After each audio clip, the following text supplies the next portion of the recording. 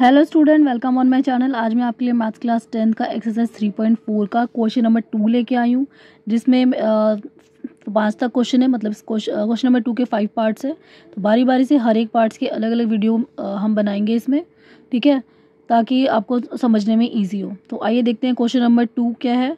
From the pair of the linear equation in the following problems. यहाँ पे कुछ problems दी हुई है लीनियर इक्वेशन की, एंड फाइंड देयर सोल्यूशन, और उसके हमको सोल्यूशन निकालने हैं, ठीक है। यानी कि जो कुछ प्रॉब्लम्स हमें दी हुई है वर्ड प्रॉब्लम, उनकी लीनियर इक्वेशन बनानी है और फिर उसको सॉल्व करना है। और किस मेथड सॉल्व करना है, अगर वो हो सकता है तो एलिमिनेशन मेथड जो है उससे सॉल्व करना है, ठीक है। तो आइए देखते हैं इसका फर्स्ट पार्ट में क्या क्वेश्चन है। फर्स्ट पार्ट है, if we added 1 to the numerator and subtract 1 from the denominator. अगर हम किसी फ्रैक्शन में से 1 को, फ्रैक्शन के न्यूमरेटर में 1 को ऐड करें एंड डेनोमिनेटर में से 1 को सब्ट्रैक्ट कर दें, ठीक है। अब फ्रैक्शन रिड्यूस टू 1, तो वो फ्रैक्शन बन के 1 बन जाता है ना, फ्रैक्शन माइनस होके 1 बन जाता है। रिड्यूस मतलब घट के 1 बन जाता है। It becomes 1/2 if we only add 1 to the denominator. और दूसरी टर्म है कि अगर वही फ्रैक्शन 1/2 बन जाएगा अगर हम उस फ्रैक्शन में फ्रैक्शन के डेनोमिनेटर में 1 को ऐड कर देंगे, तो वही फ्रैक्शन 1/2 बन जाएगा। तो बताओ व्हाट इज़ द फ्रैक्शन, आखिर वो फ्रैक्शन क्या है।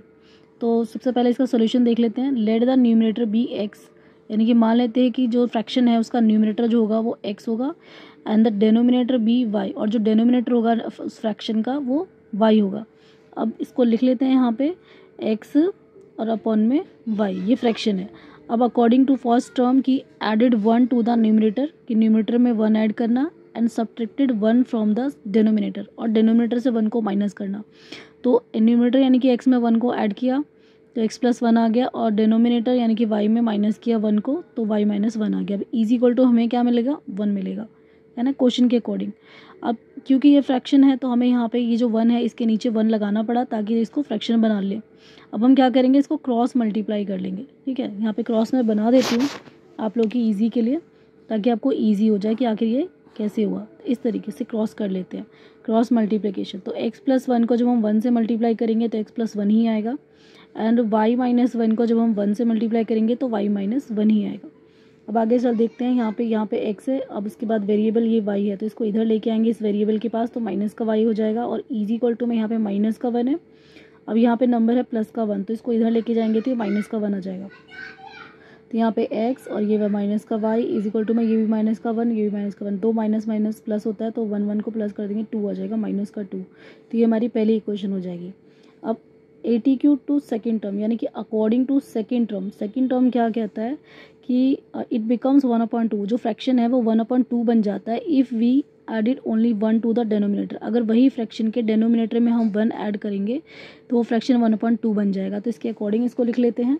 फ्रैक्शन है हमारा x अपॉन में y। अब इसके डेनोमिनेटर में, सिर्फ डेनोमिनेटर में मैंने 1 ऐड कर दिया, न्यूमरेटर को नहीं टच किया है, तो इज इक्वल टू में मुझे 1/2 मिल गया है, ठीक है। अब इसको भी हम वैसे ही क्रॉस मल्टीप्लिकेशन कर लेंगे, क्रॉस मल्टीप्लाई कर लेंगे, और उसके बाद यहाँ पे 2 को x से मल्टीप्लाई किया, इज इक्वल टू में 1 को y+1 से मल्टीप्लाई किया, तो आ जाएगा 2 को x से मल्टीप्लाई करेंगे तो 2x आ जाएगा, y को 1 से करेंगे तो y+1 आ जाएगा। उसके बाद यहाँ पे 2x और ये y को इधर लेकर आएंगे तो ये माइनस का y हो जाएगा, और इज इक्वल टू में ये 1 ऐसी कैसी है। अब ये है क्वेश्चन नंबर सेकेंड। अब इसको सॉल्व करेंगे by elimination method. Elimination method से सॉल्व करेंगे, तो एलिमिनेशन मेथड में हमें क्या करना होता है, इक्वेशन में से इक्वेशन को माइनस करना होता है। तो यहाँ पे क्योंकि दोनों इक्वेशन में y और y जो है वो इक्वल है, तो इसलिए हमें मल्टीप्लाई करने की ज़रूरत नहीं है, हम सीधा इक्वेशन 1 को इक्वेशन 2 में से सब्ट्रैक्ट कर देंगे। तो यहाँ पे पहले इक्वेशन 2 को लिख लेंगे, यहाँ पे 2x माइनस का y इज इक्वल टू में प्लस का 1, और यहाँ पे इक्वेशन 1 को लिख लेंगे x minus y is equal to minus का 2। तो यहाँ पे आ जाएगा एक प्लस, ये प्लस का ये भी प्लस का, तो यहाँ माइनस का साइन आ जाएगा, और यहाँ पे माइनस माइनस है तो यहाँ पे प्लस का साइन आ जाएगा, और यहाँ पे प्लस माइनस तो यहाँ पे प्लस लगा देंगे।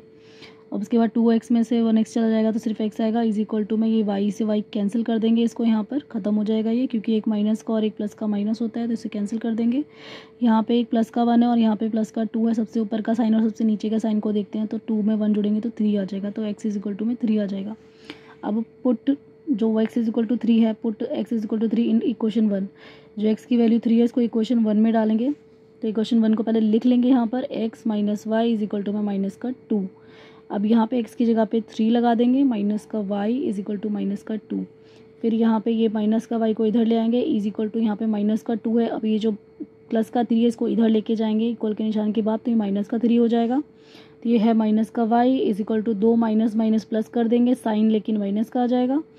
3 और 2 5 आता है, लेकिन साइन माइनस का आ जाएगा। अब ये माइनस से minus cancel, y is equal to में 5 आएगा, तो y की वैल्यू 5 आ जाएगी। अब क्योंकि फ्रैक्शन x अपॉन में y था, तो इसलिए हैंस द फ्रैक्शन आ जाएगा। x की वैल्यू 3 थी तो यहाँ पे 3 लिख देंगे, y की वैल्यू 5 थी तो 5 लिख देंगे। तो हमारा जो फ्रैक्शन था x अपॉन y, तो 3 अपॉन में 5 आ जाएगा। तो इस तरीके से इसका आंसर आ जाएगा। तो मिलते हैं नेक्स्ट वीडियो में इसके नए पार्ट के साथ। Thank you.